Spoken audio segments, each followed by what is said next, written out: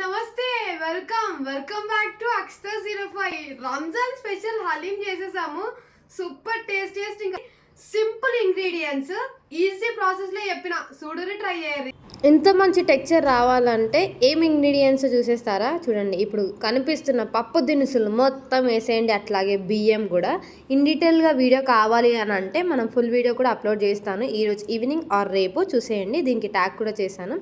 అలాగే ఇప్పుడు మనము చికెన్కి అల్లం వెల్లిగడ్డ ఉప్పు కారం మసాలాలు అన్నీ ఎట్లా పట్టిస్తామో రెగ్యులర్గా అట్లా పట్టించి ఇది 2 hours నానబెట్టి ఇది కూడా మనం మంచిగా ఒక 5 విజిల్స్ పెట్టామనుకో అది మంచిగా మెత్తగా ఉడికిపోద్ది. అదే బియ్యం అవన్నీ చేసాం కదా అది. అట్లాగే మనం ఆనియన్స్ ఫ్రై చేసుకొని ఈ చికెన్ కూడా మంచిగా ఫ్రై అయిన తర్వాత అందులో ఏమేయాలంటే మంచిగా వాటర్ అదంతా మునిగిపోయే వరకు వాటర్ పోయాలి.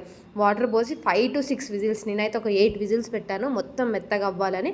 ఆలోపు ఫ్రైడ్ ఆనియన్స్ అన్ని మంచిగా వేయించేసుకొని పక్కకు ఉంచేసుకోవాలి.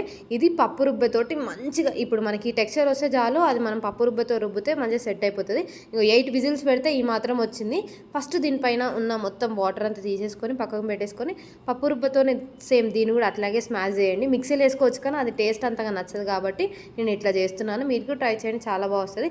ఈ రెండు మిక్స్ అవ్వాలి అంటే ఒక 2 to 3 hours కలిపాను. అలాగే పెప్పర్ పౌడర్ వేసి కొంచెం లెమన్ వేసి ఇలా కలుపుతూనే ఉండండి కలపండి అన్నట్టు కలిపేస్తే మన సూపర్ టేస్టియస్ట్ హలీం. ఇంకా సబ్స్క్రైబ్ చేసేసుకోండి కదా.